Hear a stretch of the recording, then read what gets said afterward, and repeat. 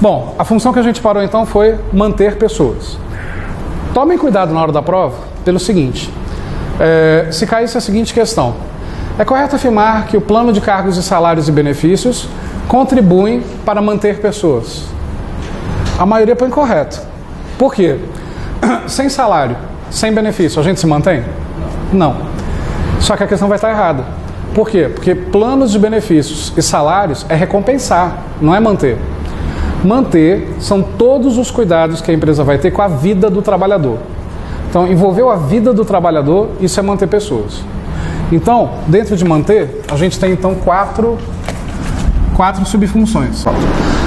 Nas empresas que têm um porte grande, um porte maior, e de acordo com o tipo de trabalho executado ali, tem que ter, obrigatório. Então, segurança do trabalho vai cuidar de evitar acidentes. Depois a gente vai detalhar mais.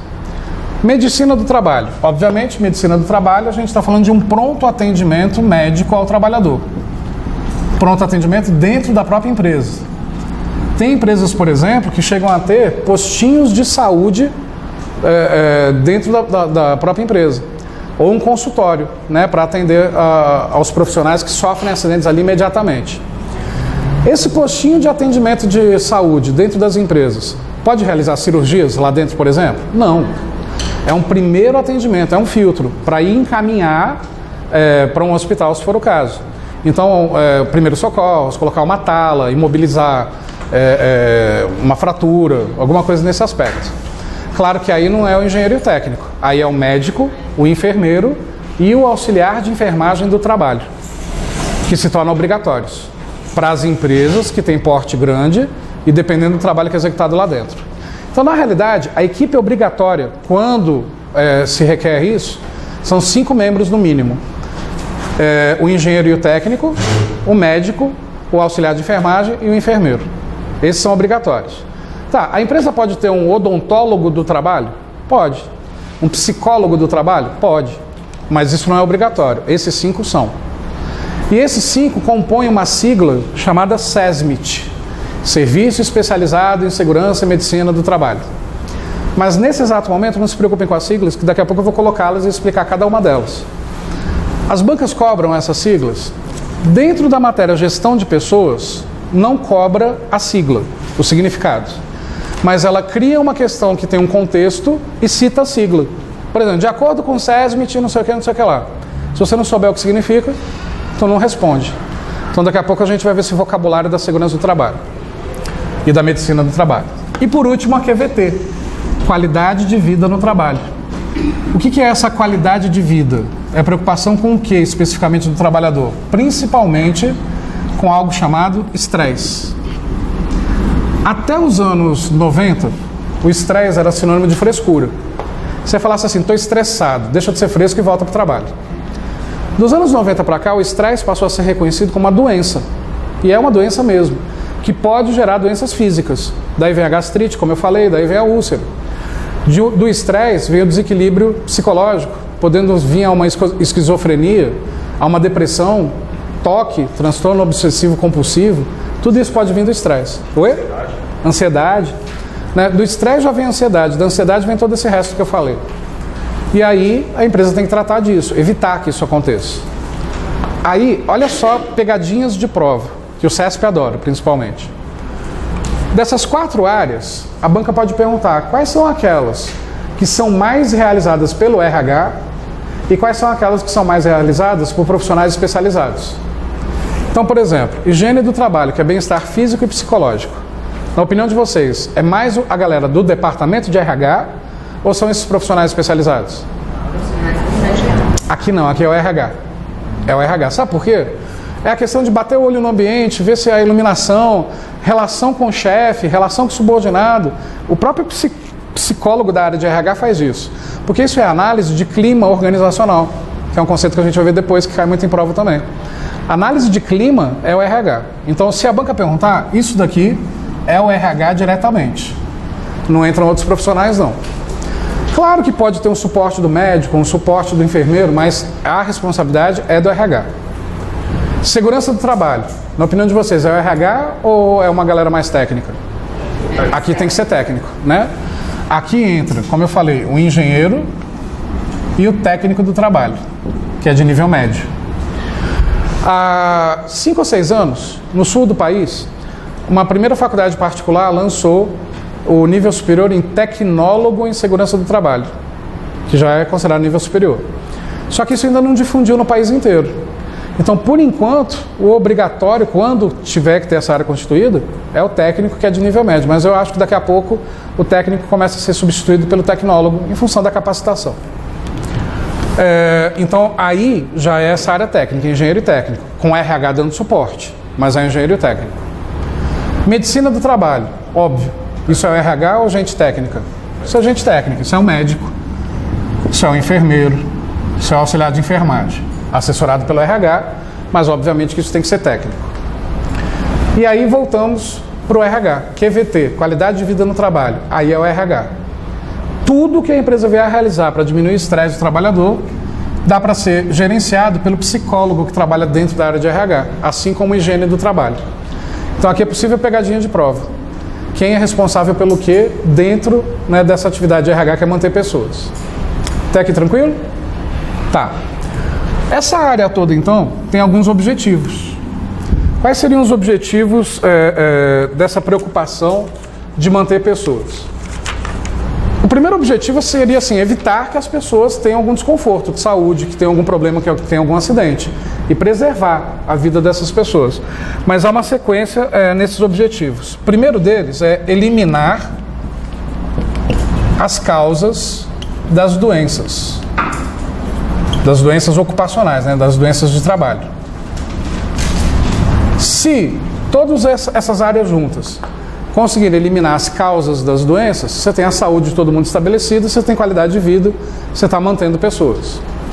Só que existem certos tipos de trabalho que não tem jeito. Você não vai conseguir eliminar as causas das doenças. Tem trabalhos que, se você trabalhar, você vai ficar doente, é certo. Alguém pode dar um exemplo de tipo de trabalho que seja assim? Taquígrafo, que mais? DJ em casa noturna. Perde a audição. Perda auditiva. Existe o nome de uma doença técnica que é PAIR, perda auditiva induzida pelo ruído. Aquele pessoal que trabalha no pátio de aeronave. Também, no estacionamento de aeronave e tudo mais. Oi? Radiologista. Radiologista, pela contaminação. Frentista em posto de gasolina. Motoristas de ônibus, não só pelo barulho, pelo estresse também. Também pela postura corporal, lesões na coluna, de ficar muito tempo sentado dirigindo. Não tem jeito, isso é inevitável. Essas pessoas terão um problema de saúde. Isso não tem como evitar. Mas tem como diminuir o impacto, né? Então, o primeiro objetivo é eliminar as causas das doenças. O segundo, quando não for possível eliminar, reduzir efeitos prejudiciais. Isso é, tentar deixar o problema mais suave. Esse seria o segundo objetivo. Mas ainda assim tem empregos que você não consegue nem reduzir o prejuízo que o trabalhador vai ter. Quer ver um exemplo? Frentista em posto de gasolina. Você não consegue reduzir o prejuízo que ele vai ter na saúde dele. Pesquisas dizem que se uma pessoa trabalhar como frentista por 2 anos e depois largar, foi para outra atividade de emprego, 80%, 10 anos depois da demissão, terão efizema pulmonar. Então, quer dizer, por quê? Porque está aspirando os gases do combustível o dia inteiro. Então, o que acontece? Existem regras de segurança no trabalho. Nas provas de gestão de pessoas isso não cai, a não ser que o edital peça. Mas aí não vai pedir dentro de RH, dentro de gestão de pessoas, vai pedir uma parte mais técnica. Depende muito do cargo que você vai concorrer. Tem cargos em órgãos que são direcionados exclusivamente à medicina e segurança do trabalho, aí pede. Mas não é o nosso caso aqui. Mas colocando a informação para a gente detalhar essa teoria aqui. Pesquisas dizem que em 10 anos 80% sofrerão de efizema pulmonar. O que então se determinou por uma instrução normativa nesse caso? Que frentistas em postos de gasolina só podem trabalhar no máximo ao lado da bomba 4 horas por dia. Aí diminuiria muito a chance de efizema. Aí eu pergunto, se um posto é 24 horas, ele teria que ter então 6 turnos de pessoas para trocar a cada 4 horas. Qual é o posto de gasolina que tem 6 equipes diferentes? Nenhum. Geralmente são 2. 12 e 12. Nem se trabalha 8 não, é 12 e 12.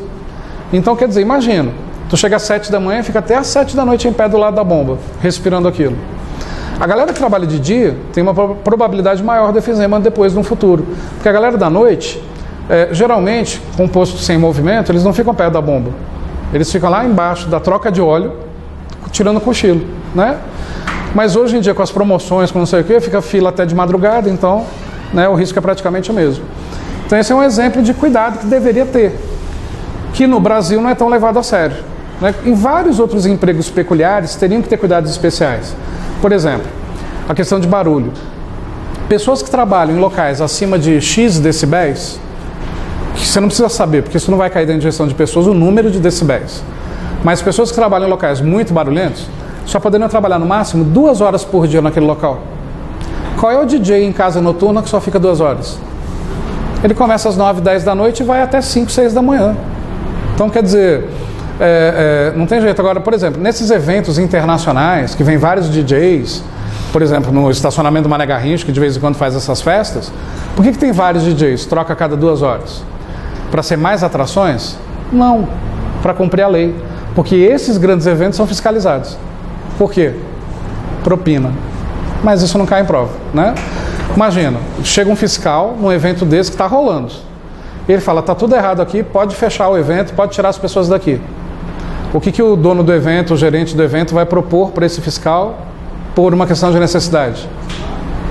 Uma propininha, um suborninho para não fechar. E ele aceita, né? Claro que eu estou generalizando. Deve ter gente honesta por aí. Não sei onde, mas deve ter. Mas, entende? Grandes eventos são fiscalizados. E as empresas mesmo, no dia a dia, não tem fiscal suficiente na rua para isso. Mas quando vai para a prova, o que cai na prova é o mundo perfeito e lindo da teoria. E nunca a prática, né? A teoria é maravilhosa e tudo funciona e tem fiscal. Bom, se eu não conseguir reduzir os efeitos prejudiciais, qual seria o meu terceiro objetivo? Prevenir o agravamento. Não deixar o bicho ficar mais feio do que já está. Prevenir o agravamento.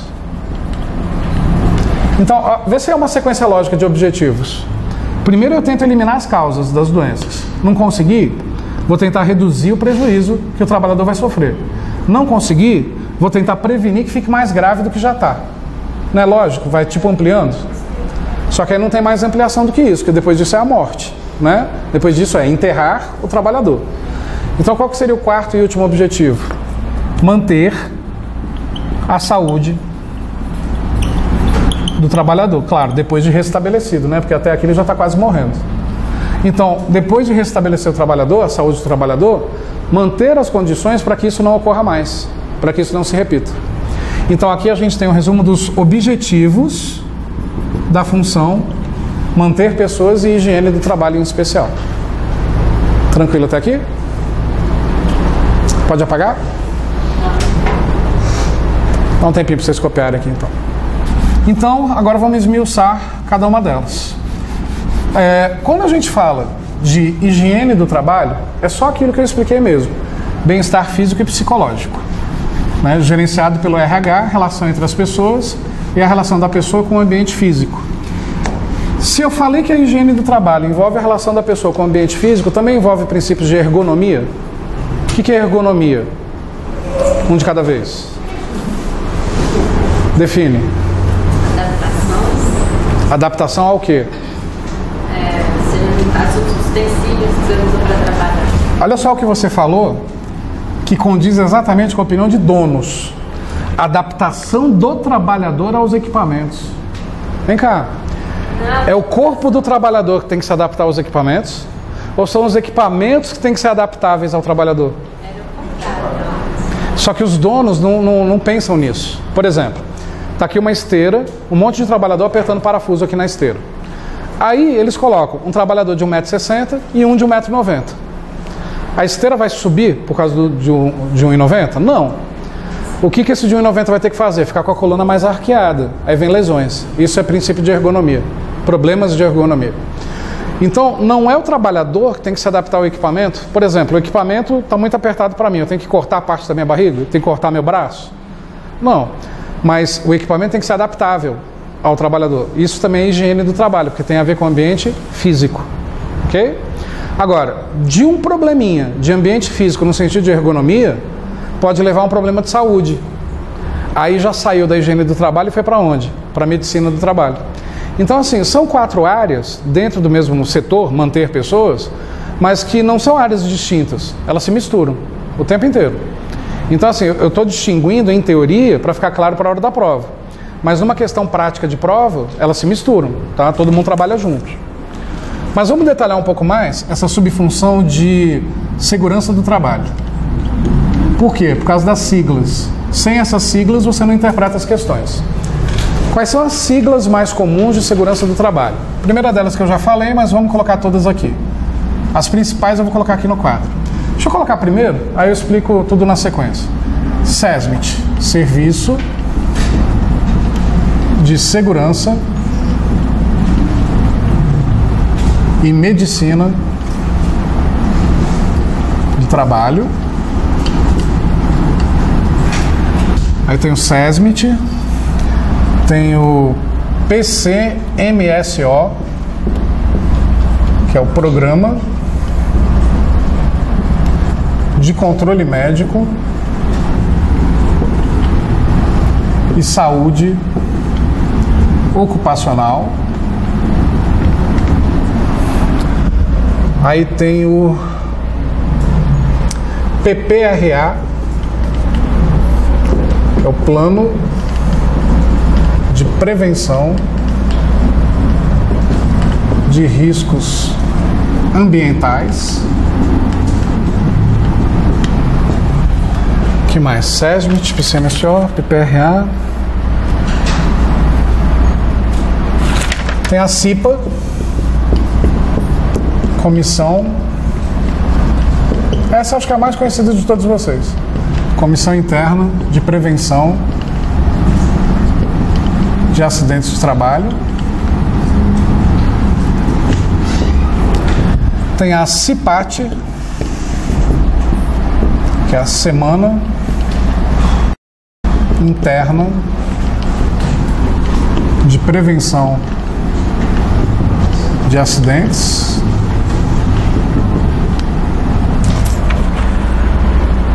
Tem os EPIs e EPCs, são equipamentos de proteção individual e coletiva.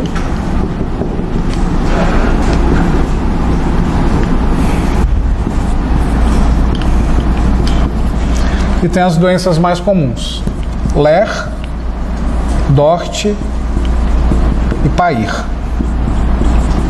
Antes que você pergunte, eu tenho que saber todas essas siglas? Tem. Pronto, já respondi. Lesão por esforço repetitivo. Doenças osteomusculares.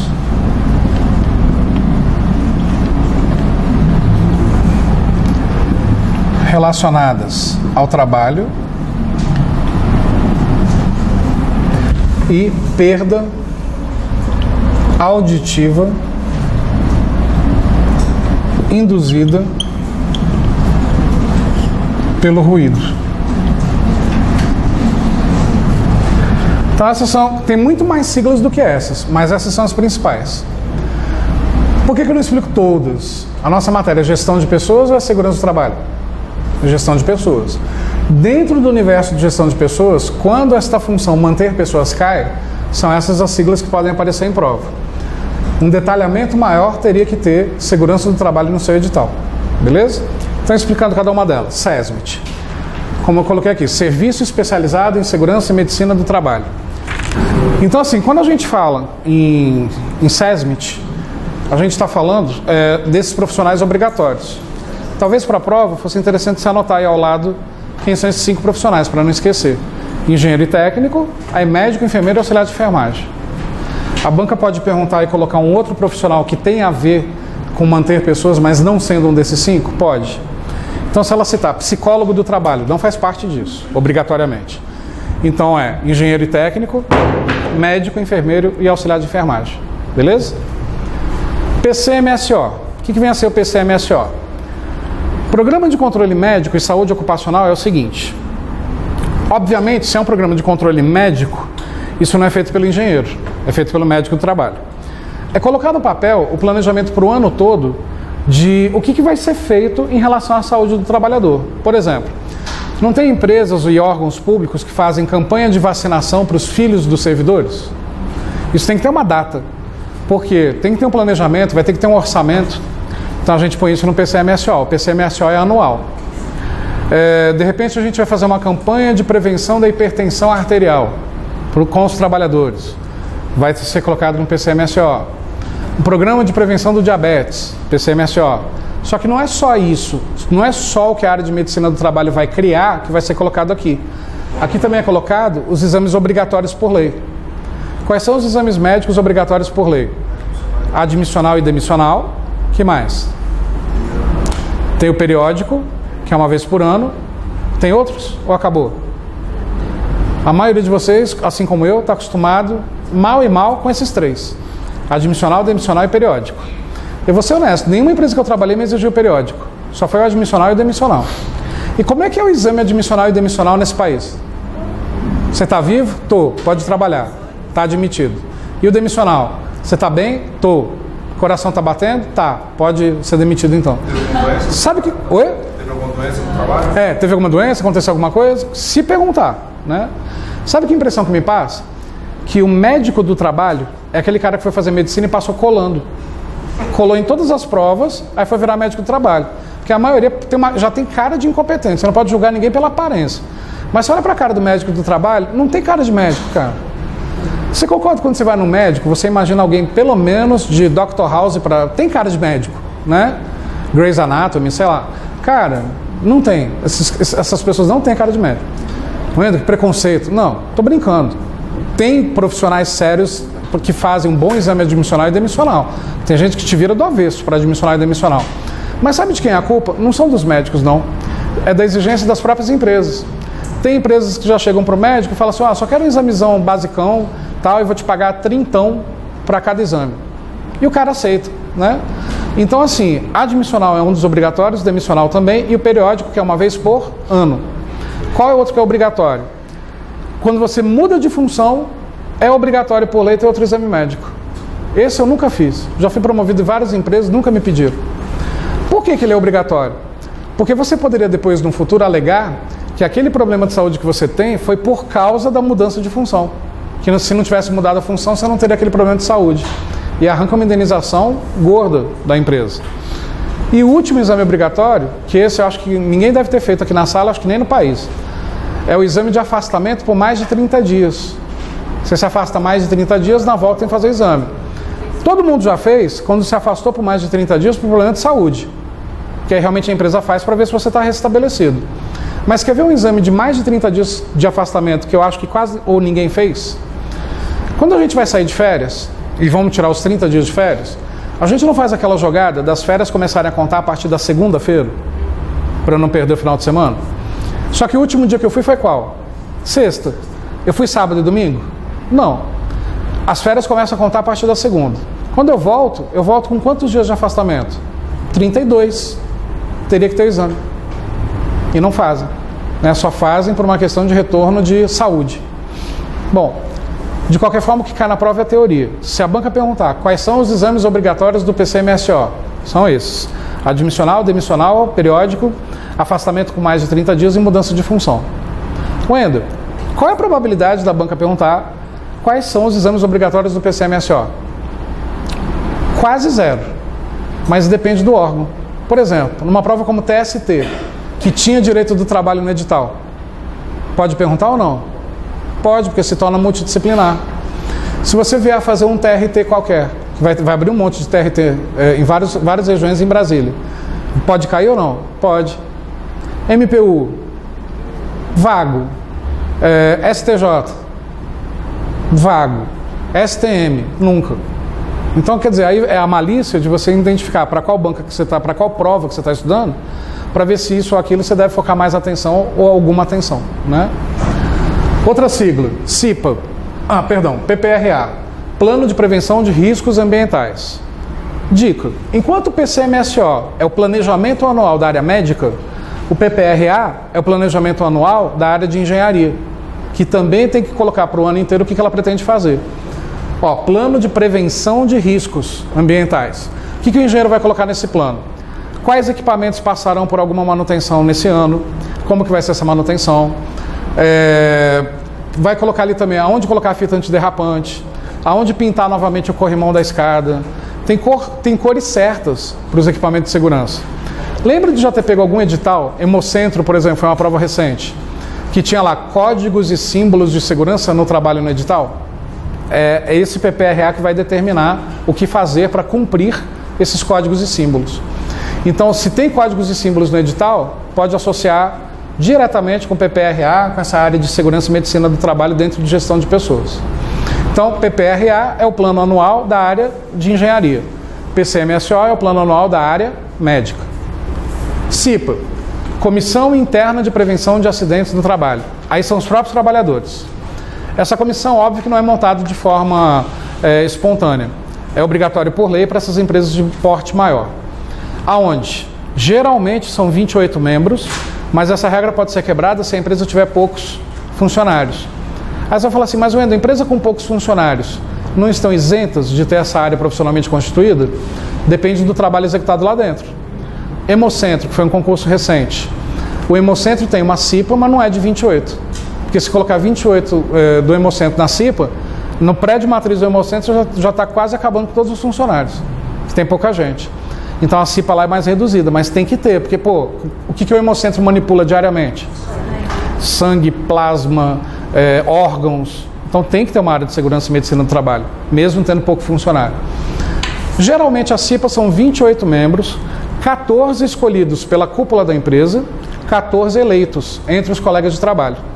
E aí se monta chapas, chapa 1, chapa 2, chapa RAL, enfim. E aí tem o processo eleitoral. Qual é a vantagem de fazer parte da CIPA? Durante o ano de mandato, que é só um ano, você tem total estabilidade, não pode ser demitido sem justa causa, e mais o ano seguinte.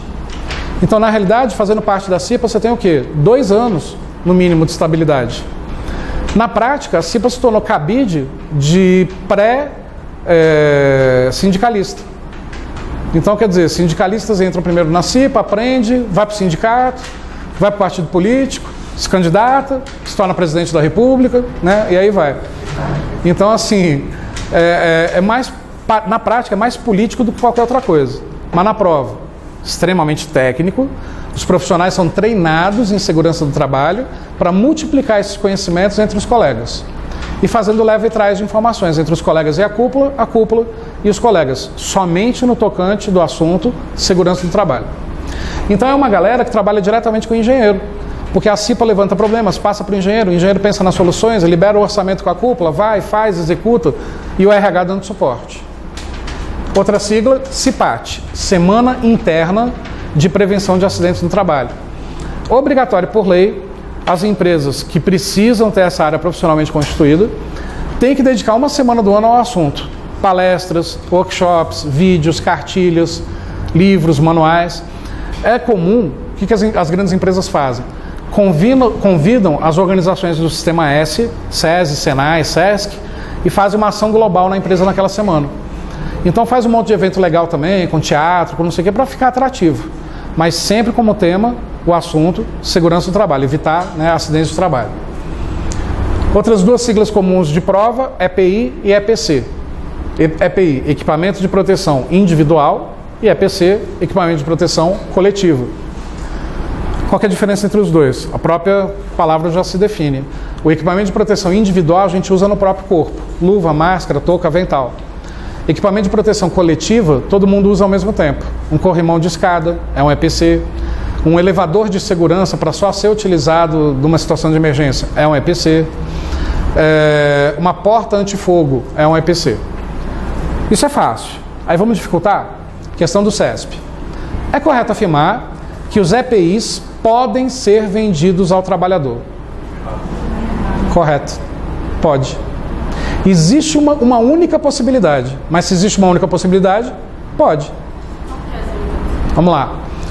Você recebeu, por exemplo, um óculos de segurança. Você trabalha com fagulhas, partículas, líquidos e tal, então tem que usar o óculos de segurança. Só que você, ao receber aquele óculos de segurança, que tem que ser fornecido gratuitamente, e você tem que assinar um documento ainda, recebi E ainda tem que dizer, fui treinado no uso. Wender, qual é o treinamento que uma pessoa precisa para usar um óculos de segurança? É só colocar no rosto, não é só isso. Tem trava, tem jeito de prender, tem as situações indicadas para usar. Se você recebe gratuitamente, mas não foi treinado, você pode colocar na justiça a empresa que vai arrancar a indenização se sofrer algum acidente. Você vai poder alegar que o acidente foi por falta de treinamento. Então a empresa cuidadosa, ela vai fazer tudo isso para ela se preservar de causas trabalhistas. Mas aí você não gostou daquele óculos. Você prefere um mais fashion. Você prefere um com a pontinha para cima, gatinho. Esse a empresa pode vender. Só que você vai ter que assinar um documento dizendo: abro mão do uso do óculos ofertado gratuitamente, modelo XYZ, porque eu prefiro o óculos ABC, que ao meu ver é mais bonito. E assina o documento. Oi? Não. Se aquele óculos de segurança é registrado, é autorizado, tem a BNT, a única diferença é que ele é um pouco mais style, sem problema. É frescura, cara, mas tem trabalhador que é fresco. Tem um monte. Nesse caso de perder ou quebrar, não, aí no caso de quebra e tudo mais, a empresa tem que substituir. Agora, se quebrou por má utilização, aí sai do bolso do trabalhador, é descontado o salário dele e fornece outro, gratuitamente. É frescura, eu concordo, mas, cara, eu trabalhei com isso quase que a vida inteira. Tem trabalhador de fábrica, de chão de fábrica, que é um pé no saco, bicho. Que o cara, ele fica indignado porque... Aí ele começa a reclamar. Não, porque tá machucando aqui em cima no meu nariz. Preciso de um que tenha uma borrachinha de proteção.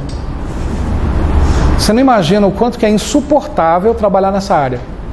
Eu trabalhei 1 ano e meio nessa área como técnico, dando suporte para um engenheiro. Cara, dava vontade de pegar o trabalhador e sentar a mão na cara dele e falar: meu filho, vai ser gente.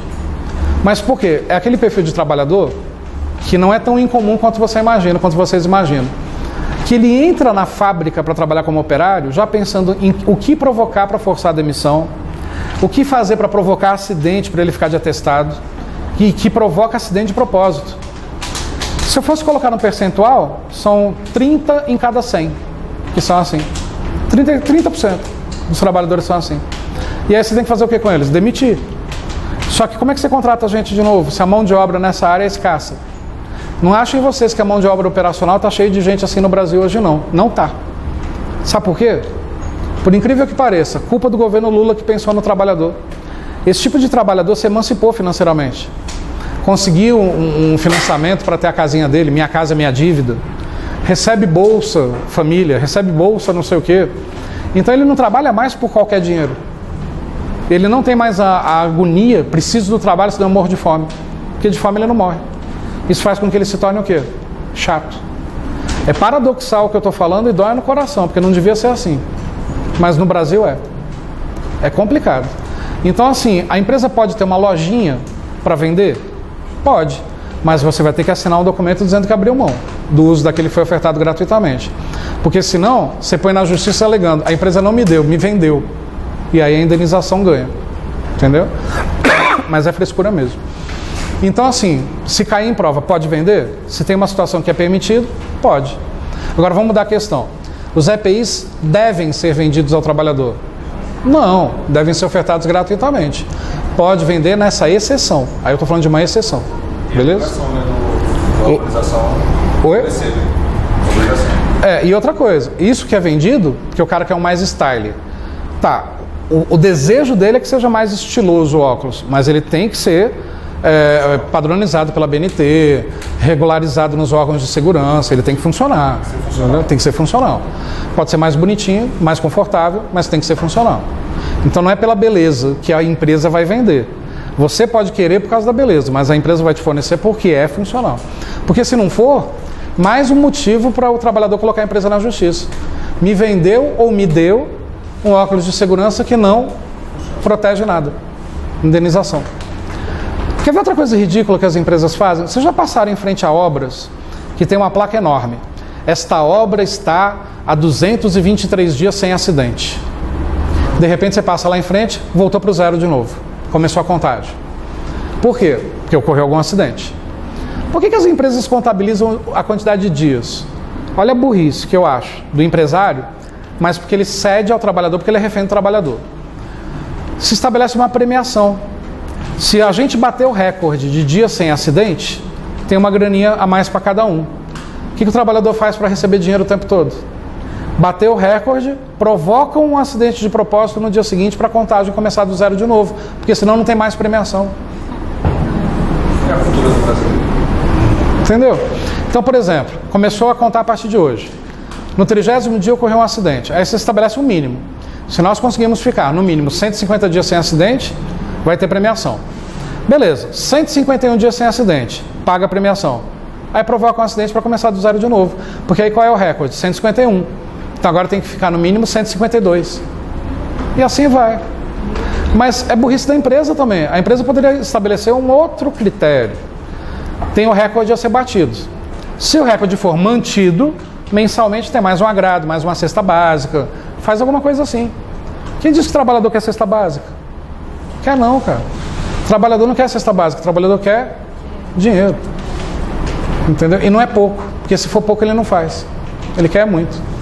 Então, é aquilo que a gente vai ver, ou já viu, no vídeo, na aula de motivação. Dinheiro é fator motivacional para o trabalhador? Não. É um incentivo, é um estímulo, mas motivação não é. Se cair em prova, então, dinheiro motiva alguém? Não. Pessoas motivam outras pessoas? Também não. Pelo mesmo motivo do dinheiro.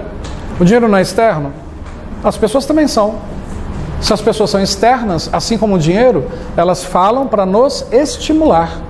Eu decido se aquilo me move ou não. Como eu decido se o dinheiro me move ou não. Na realidade, não é o dinheiro que motiva. O que motiva é o que você quer fazer com o dinheiro.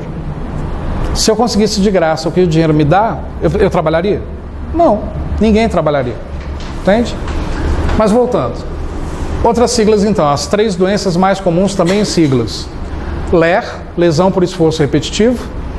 E DORT, doenças osteomusculares relacionadas ao trabalho.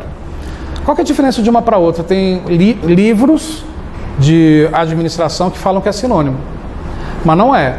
E as bancas não usam esses livros. Às vezes é que vocês estudam por materiais que não são referência, essa besteira pode estar escrito lá. Tem diferença. A LER é aguda, a DORT é crônica. Então, o que é isso? A LER é uma dor que dói e passa. A DORT dói e fica. Então, por exemplo, você está lá no teclado do computador 10 horas por dia. Tu vai adquirir, como eu estou aqui, uma tendinite. A tendinite, como que ela é tratada? Anti-inflamatório, analgésico, uma semana de afastamento, fazendo compressa de água quente, compressa de água fria e mandando sua bisavó benzer para ver se passa logo. Uma semana depois você volta para o trabalho. Se aquela condição permanecer, você não vai voltar a ter tendinite de novo? Se afasta de novo, volta, se afasta de novo, volta. Isso vai gerar uma lesão mais profunda. Que aí o afastamento não vai ser de uma semana, vai ser de um mês. Aí não vai ser compressinha, vai ser cirurgia. Então, quer dizer, e aí o afastamento pode ser maior, inclusive podendo levar a possibilidade do trabalhador ser afastado por invalidez. Porque aí pode ser que ele não volte. Então, qual que é o objetivo? Não deixar a LER se transformar em DORT. Ou melhor, não deixar nem a LER existir. Para isso tem ginástica laboral, equipamentos ergonômicos, teclados ergonômicos, cadeiras ergonômicas. Quais são as empresas que investem pesado nisso? Porque tudo isso é caro. Tudo que é ergonômico é mais caro do que o normal. Assim como todo alimento que é diet light é mais caro do que o normal. Eu não entendo, eu que sou gordo, por que o alimento diet é mais caro? Porque ele tem menos açúcar. Tinha que ser mais barato. Mas enfim, diga. A DORT é crônica. A DORT vai durar mais tempo. Vai ser aquela dor que você não consegue dormir, que você não consegue fazer absolutamente nada. A LER não. Doeu, toma um anti-inflamatório, um analgésico, sua mãe faz um cafuné, tá tudo certo. A DORT não. A DORT realmente ela vai gerar problemas maiores, mais severos. Bom, o objetivo então é não deixar que as duas ocorram. E a última sigla, PAIR. Perda auditiva induzida pelo ruído, que acomete pessoas que trabalham em ambientes barulhentos. Para evitar PAIR, tem alguns EPIs. Tem o protetor auricular, que é uma borrachinha de látex que você encaixa na orelha. E tem o abafador. Ideal para quem trabalha em aeroporto. Como é que um DJ em casa noturna vai usar isso? Se ele precisa escutar o que ele está fazendo. Entendeu? Mas tem até alguns recursos que diminuem a possibilidade do PAIR. Mas DJ em casa noturna vai perder a audição com o tempo. Assim como, por exemplo, artistas de bandas, principalmente de rock pesado, perdem a audição. Eric Clapton, por exemplo, já está praticamente surdo. Né? E o cara ainda está ativo e está praticamente surdo. Oi? Phil Collins também, e por aí vai. Isso é a função segurança do trabalho. Tranquilo até aqui? Para fechar de vez, então, manter pessoas, falta explicar melhor QVT. Pode apagar? Vou apagar aqui então. Em relação a QVT, o importante são chamados pilares da QVT. Deixa eu colocar aqui então o nome dos pilares.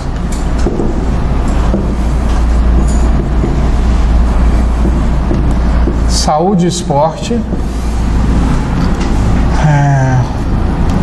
Sociedade e comunidade.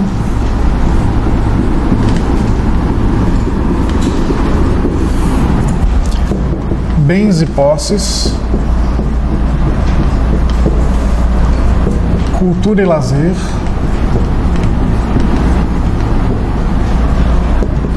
Família e afetividade.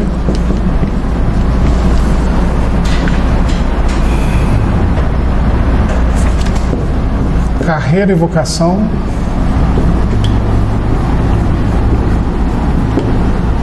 E mente e espírito. Isso aqui já cai bastante em prova. Então vamos lá, quais são os pilares da QVT? A QVT, só para relembrar, ela é trabalhada diretamente pelo RH ou por algum profissional mais técnico? Aqui é o RH. E aí vocês vão entender por que pelos pilares. A QVT, ela trabalha direcionada para a diminuição do estresse do trabalhador. Esse é o principal objetivo da QVT. Ao trabalhar esses 7 pilares, a empresa entende que o estresse será diminuído. Só que se você parar para pensar, qual é a origem do estresse? Trabalho. São 2 origens, trabalho e a segunda? Família. Se você se livrar da sua família, você já se livrou de metade das chances de estresse da sua vida. Mas esse vai ficar sem afetividade. Você pode... Não, mas você pode, de repente, arrumar outras formas de afetividade. Se você se livrar do seu trabalho, você se livrou do estresse na sua totalidade. Qual é o segredo da felicidade humana, então? Vá morar numa gruta, numa caverna, isolado, sem trabalhar e sem ninguém da família por perto. Pronto. Perfeito. Sem estresse. Tem como? Não. Da família você não se livra, você não pediu, não escolheu. E do trabalho você precisa, senão você não sobrevive. Então você vai ter estresse. As empresas começaram a entender isso melhor a partir dos anos 90. Por quê? Começaram a perceber que se ela também cuidasse dessa área da vida do seu próprio funcionário, ele ficaria muito mais satisfeito e produziria mais pela empresa em que trabalha e que cuida dele. Quais são então os pilares da QVT? Primeiro pilar, saúde e esporte. É bem sabido que pessoas que praticam esporte tendem a serem mais saudáveis. E ao serem mais saudáveis, a possibilidade do estresse é menor. Por quê? Porque você até desconta o estresse no próprio esporte. Então, você acaba relaxando ali. Ao invés de dar um murro na cara de alguém, você dá um murro no saco de soco, né? Você dá, ao invés de gritar com alguém, você vai para uma partida de futebol entre amigos de trabalho e grita lá no meio do jogo. Você está desestressando. O erro das empresas é fazer isso sem o acompanhamento do RH. Tipo, o dono da empresa, o presidente da empresa querer estabelecer práticas esportivas sem acompanhamento profissional. E não estou falando nem de acompanhamento profissional, de profissionais de educação física, de nada disso. Acompanhamento profissional do psicólogo do RH, principalmente. Por quê? Tem empresa que, para motivar a prática de esporte, faz torneio de futebol entre departamentos. Erro. Futebol é um esporte de contato. E outra, entre departamentos que normalmente já tem rixa. Então, por exemplo, geralmente, a área de vendas odeia o pessoal da área financeira. Por quê? Porque a área financeira bloqueia os pedidos dos clientes inadimplentes e o vendedor quer vender, mesmo para quem é inadimplente. Já tem a rixa. Aí no jogo de futebol, o que você vai aproveitar para fazer?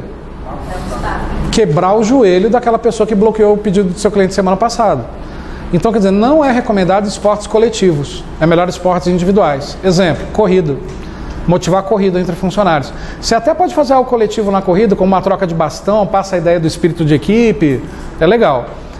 E o bacana disso é que empresas que começam a investir nisso, dentro do local de trabalho, dentro do horário de trabalho, Depois de um tempo, inevitavelmente, a maioria dos funcionários levam essas práticas para suas casas, para suas famílias, começam a correr, aí começa a correr essas provas que existem por aí de 2 km, 3 km, depois 4, depois 10, depois 20. Porque o segredo da corrida hoje não é mais vencer a corrida, é vencer a prova. Foi legal essa mudança de perspectiva que teve de corrida de um tempo para cá. Porque até então, bom era quem ganhava a corrida, né? Hoje não. Feliz é de quem consegue terminar, né? E por quê? Porque tem medalha para todo mundo. Então, quer dizer, a busca era pela medalha, agora tem medalha só de você concluir. Então, tá perfeito. Isso é legal, motiva as pessoas a praticarem. Isso é muito bacana. Digo. Então, saúde e esporte é um dos pilares da QVT. Outro pilar, sociedade e comunidade. Uma das coisas que mais estressa dentro das empresas é você ter que trabalhar em equipe com alguém que você não gosta. Estressa. Mesmo com alguém que você gosta, você não sabe trabalhar em equipe. A gente não aprendeu na escola a trabalhar em equipe. Como é que a gente aprendeu? Fulano faz da página 1 a 10, o ciclano da 11 a 20, o Beltrano da 21 a 30. No dia da apresentação, o do meio faltou. Alguém apresenta a parte dele? Ninguém. Aí a professora, cadê a parte dele? Ah, faltou, dá 0 para ele.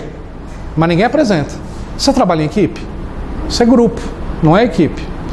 Personagens clássicos daquela época. Lembra que sempre tinha o encostado, que não queria fazer nada, mas queria que o nome estivesse na capa do trabalho? E o que ele fazia para conquistar isso?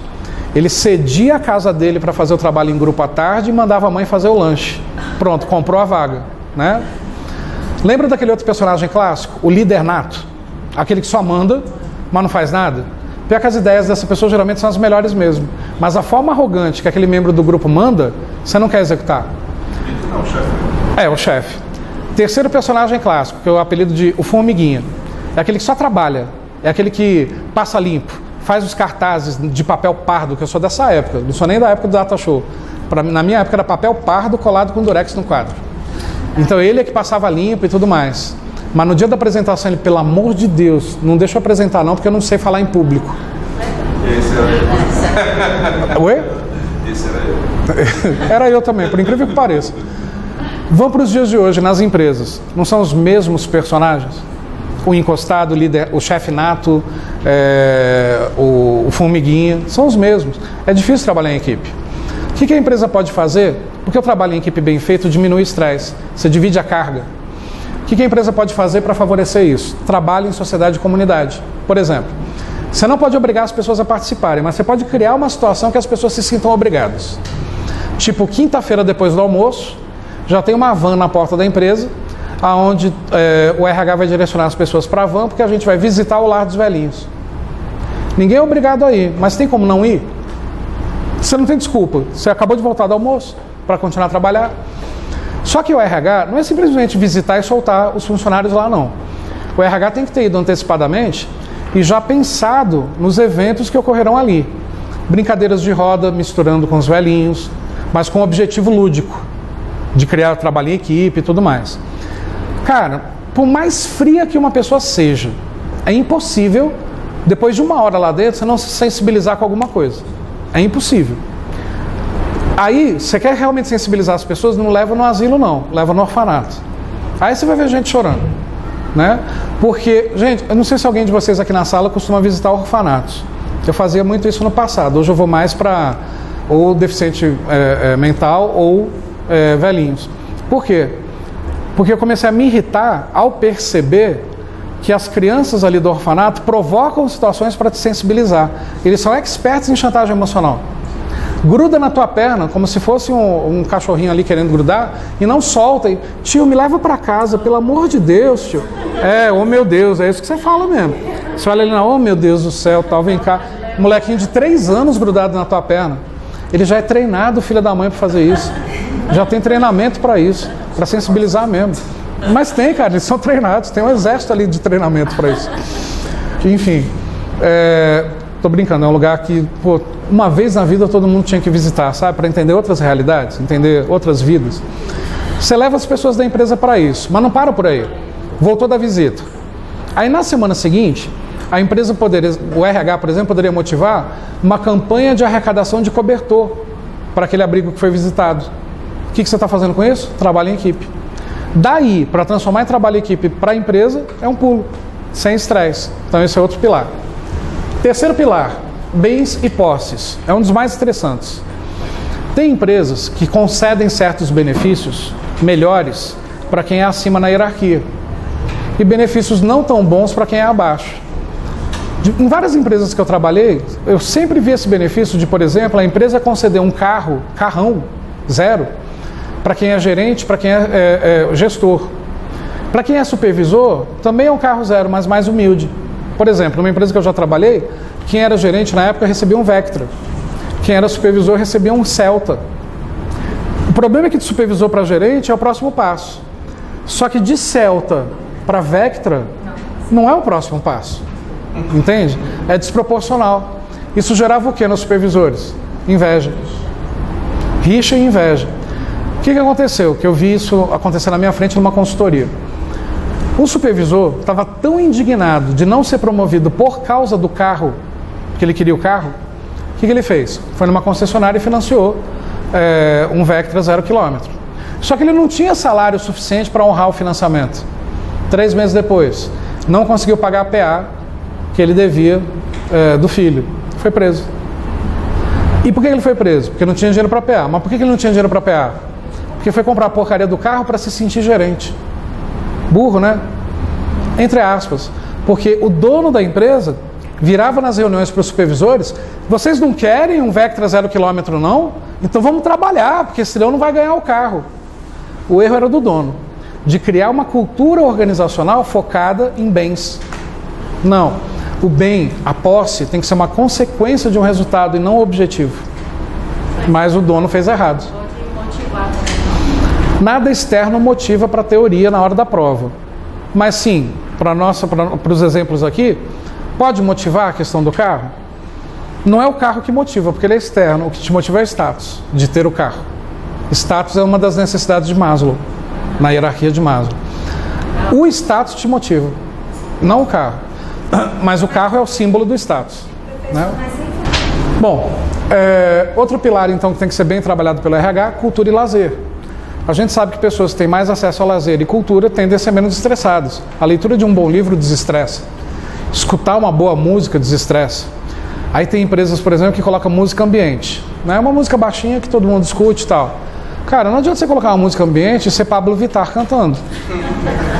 Eu não sei vocês, eu me irrito de escutar ele cantando. Não estou falando da questão da sexualidade não, porque eu sou fanático, sempre fui e morrerei sendo fã de Queen. Eu tenho todos os CDs do Queen. Eu tenho até os CDs piratas do Fred Mercury, coisa que não foi gravada em estúdio. Eu fico garimpando isso. Depois de Queen, para mim, a melhor banda da face da Terra se chama Legião Urbana. Então, quer dizer, não é questão de sexualidade não. Pablo é uma porcaria, na minha opinião, não canta. Ah, mas ele cantou muito bem uma música da Whitney Houston. Tá, para. Qualquer pessoa que há anos treina aquele trechinho da Whitney Houston vai cantar bem, se treinar. Entendeu? Assim, aquilo lá virou, pra mim, coisa normal. Canta um Fred Mercury, Pablo Vittar, eu quero ver se chega no tom do Fred Mercury, entendeu? Então, assim, oi? Pior que vai, né? Pior que vai. Vai gritar, né? Então, o que acontece? Colocar uma música ambiente rolando funk na empresa não vai desestressar. Quer ver um exemplo positivo?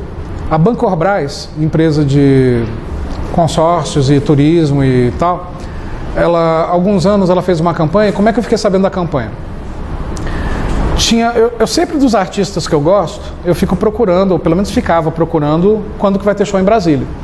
Eu admiro muito o trabalho de um cara chamado Jorge Versilo, né? Alguns de vocês conhecem.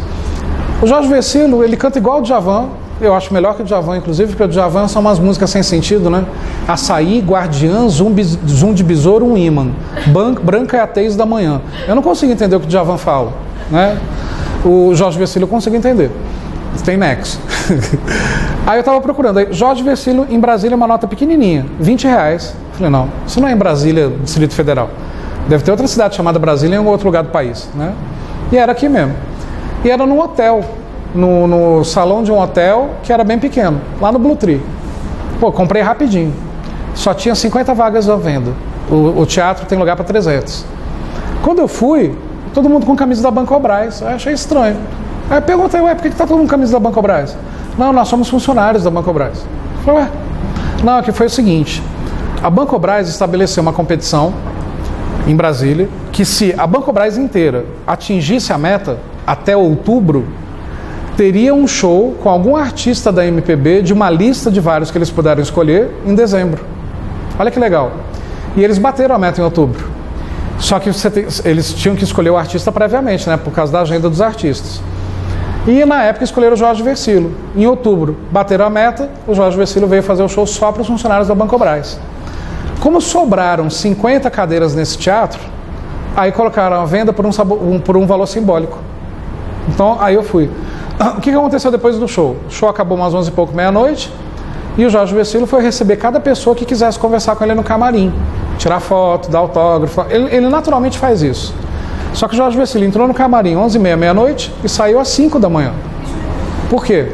Porque ele foi pago para isso, pela Bancobras, porque a Bancobras fez questão de todo funcionário que quisesse bater um papo com o cara, teria acesso a isso. Legal. Qual foi o assunto da semana na Bancobras, na semana seguinte? O show, cada um mostrando a foto que tirou com o Jorge, o que conversou e tal. Aí o que o RH fez? Capitalizou em cima. Na outra semana, criaram uma competição de poemas, onde espalharam metade das letras do Jorge Vercillo para os funcionários e ganhava uma premiação quem terminasse a letra da própria cabeça, com a sua própria inspiração, que ficasse melhor, ganharia uma premiação. 3, 4 semanas depois, trabalharam outra atividade lúdica no pátio da empresa ali, ao som de música do Jorge Vercillo. Então, quer dizer, foi meio que criando um vínculo com o Jorge, né, com a arte do Jorge Vercillo. Isso aproxima pessoas. Manifestações culturais, artísticas, aproximam. Mas não precisava ser tão caro quanto isso. Bastava o RH descobrir da equipe quem é que toca um violão, quem é que toca um instrumento, quem é que canta, e criar ações entre os próprios funcionários. Isso já desestressa. Além de permitir o trabalho em equipe. RH quem administra isso. Outro pilar, família e afetividade. A família, como eu já falei, é um dos grandes motivos do estresse de qualquer ser humano.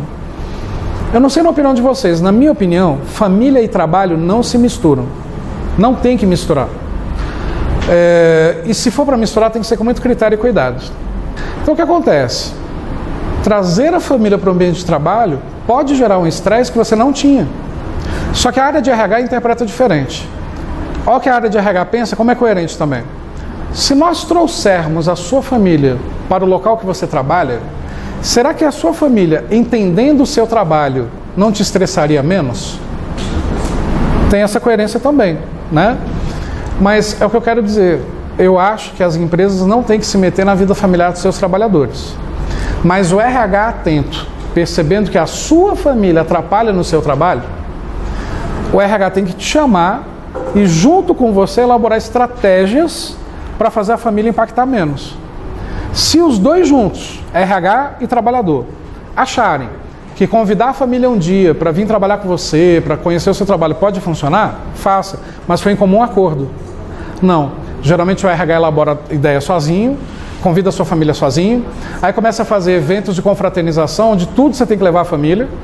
Eu trabalhava numa empresa que era assim, Dia dos Pais, coisa com a família. Dia das Mães, a empresa fazia coisa que tinha que levar a família. Dia das Crianças também, finados também, começou a ter exagero até. Então é algo que tem que ser feito com cuidado, porque envolve família. Família é sagrada, você pode não gostar da sua família, mas se alguém falar mal da sua família, você vira bicho, né? Isso é sagrado. Então é algo que tem que ser administrado com muito critério. Outra, carreira e vocação, isso também estressa. Você trabalhar e perceber que nunca é promovido, você vai estressar. Sempre coloca alguém de fora, sempre promove outra pessoa e você nunca é o promovido. Isso estressa. E um outro fator que estressa é o seguinte, a empresa não usar a nossa vocação. Por exemplo, geralmente no recrutamento e seleção, você faz teste vocacional? Geralmente sim. Vocês concordam que a vocação de qualquer ser humano pode e muda com o passar do tempo? Muda. Você assiste um filme, você já se inspira por outra vocação. Você lê um livro, você já começa a ler sobre outra vocação. Você faz cursos, você aprende coisas diferentes. Algo que você amava fazer, hoje você odeia. Então, a empresa tem que sempre fazer pesquisa e teste vocacional. Não é só no recrutamento e na seleção, para que você sempre coloque a pessoa certa no lugar certo, que é aplicar pessoas. Uma boa aplicação de pessoas diminui o estresse. Uma péssima aplicação aumenta o estresse. E por fim, o último pilar, mente e espírito. Tem empresas que fazem errado nesse pilar. Toda sexta-feira, uma sexta-feira chama um padre para uma missa na empresa com os funcionários, na outra sexta-feira um pastor para um culto. Envolver com religiosidade está errado. O Brasil é laico, liberdade religiosa. Então, não misture com religião. Porque se você trouxer um pastor e depois um padre, cadê o pai de santo? Para quem é do candomblé e da umbanda. Cadê o monge budista, para quem é budista? Cadê o palestrante ateu? Cadê o Leandro Carnal para dar palestra, já que ele é ateu, para as pessoas que também são ateu? Então, quer dizer, você teria que abordar todo mundo. Errado. Quer ver um exemplo positivo? Google e Microsoft. Existe um andar do prédio da Google no mundo inteiro, aonde o trabalhador vai para relaxar. Cansei do meu trabalho. Ao invés de você dar uma voltinha, dar uma esticada, você vai para esse andar. Lá é meia luz, um monte de puff, tapetão no chão, uma música ambiente relaxante, livros ali que enriquecem seu espírito, mas não são ligados à religião. Então, livros de meditação, livros de autoajuda, enfim, que você está ali para dormir, para dar uma relaxada. Aí é mente e espírito. Aí tu coloca alguém fazendo, eu ia falar shiatsu, ó. Shiatsu, né, massagem. Shiatsu não, shiatsu é o cachorro. Então, quer dizer, você coloca alguém ali para fazer massagem, tal, pô, bacana. Isso é foco em mente e espírito. Isso é um pilar também bem legal para ser trabalhado pelo RH. Por que de cada pilar eu contei uma historinha? É tanta coisa que você tem que estudar para essa prova. E será que você vai lembrar dos 7 pilares, se isso vier a ser perguntado? As histórias você lembra melhor. Então, esses são os 7 pilares da QVT e só falo, obrigatório dentro da matéria gestão de pessoas. O CESP ama perguntar sobre a qualidade de vida no trabalho. É muita questão de QVT mesmo, de provas recentes. Então, muita atenção com esses pilares. Beleza? Para encerrar, então, todas as funções, a última função, monitorar pessoas. Essa é a mais simples de explicar rapidinho. O que é monitorar pessoas? São os controles que a empresa executa. Que controles são esses? Folha de ponto, mapas de resultados, vários dos controles que a empresa possa realizar. E aqui entra também o conceito de SIGs. O que são os SIGs? Setores de indústria gráfica? Não. Essa piada foi sem graça, eu reconheço. Sistemas de informações gerenciais. São softwares que a empresa cria, não é software pronto, cada empresa tem que criar o seu, onde os gerentes têm acesso a todos os dados dos seus subordinados, desde a época do recrutamento e seleção até hoje. Então, no único comando, eu tenho todas as avaliações de desempenho, eu tenho as minhas próprias anotações lançadas ali no sistema sobre o meu trabalhador, todos os resultados, chegadas em atraso, saídas antecipadas, dias que ficou doente, tudo que você anotar, você vai ter acesso. Isso facilita a gestão e o controle. Segundo o que a Venato, existem 3 formas de controle, que são o método manual, o semi-automático e o automático. Bem fácil. Para exemplificar isso, vou colocar com o exemplo mais óbvio do mundo. Controle de frequência. Folha de ponto. Você coloca a hora que você chegou, você assina, você põe a hora que você saiu. Isso é um controle, obviamente, manual. Fácil de burlar. Você pede para alguém assinar para você, preencher para você, e está tudo certo. E você chega atrasado, mas preenche que chegou mais cedo. Enfim, muito fácil de burlar. Para evitar esse golpe, criaram o semi-automático, cartão de ponto. Ele é semi-automático. Existe algo de manual que é pegar o cartão e enfiar na máquina e bater a catraca. Mas o registro é automático. Você não tem como burlar o registro. Mas eu não posso pedir para alguém bater o cartão para mim? Então dá na mesma. Criaram então recentemente o método automático nesse caso, que é o biométrico. Tu põe a digital, aí não tem como burlar, né? Tem. Servidores do hospital de base do Distrito Federal inventaram como burlar isso. Você não lembra uns 3 anos? A enfermeira que foi pega com a digital de látex de vários médicos? Uma bolsa cheia de... Uma bolsa cheia de dedos de látex. Não é nem o dedo, não. Era tipo uma luvinha, uma capinha, que ali tinha digital e ela enfiava o próprio dedo na capinha. Tipo uma camisinha. Aí, o que ela fazia? Passava o biométrico dos médicos que não iam para o trabalho. Isso foi inventado aqui no Distrito Federal. Então, tem como evitar isso? Tem. Troca o biométrico pelo leitor da íris. Porque você coloca o olhão lá, não tem como. Mas o brasileiro, do jeito que é, cara, eu tenho 2 olhos. Um só eu já enxergo. Leva lá para mim, bate lá o cartão para mim, né? Enfim. Isso não cai fundamentação teórica em prova. Sabe por quê? Você concorda que dentro dessa classificação, cada empresa faz o que quer? Liberdade total. E órgãos públicos também. No sentido de monitorar pessoas, os órgãos públicos têm liberdade, não tem nada em lei sobre monitoramento de trabalho das pessoas. Desde que você não pratique o assédio moral, não sobrecarregue a pessoa e não faça nada que a lei proíba, que seja ético, você cria formas de controle do jeito que você bem entender. Se isso é tão fácil assim, cai com frequência em prova? Óbvio que não, né? Então o que acontece? Dessas 6 funções de RH, que eu estou explicando desde a primeira aula, do sábado, vimos domingo e terminamos agora, o principal foi o que a gente viu na semana passada. Até aqui, isso é o secundário. Isso cai pouco, tanto manter quanto monitorar, cai bem pouco, mas cai. E outra, a gente tem que fechar as 6 funções, já que são 6. Na volta do intervalo, aí a gente vai entrar em outros tópicos que aí voltam a ser mega importantes. Vou falar de clima organizacional, cultura organizacional, enfim, vários tópicos assim, e assim a gente continua também na aula de amanhã.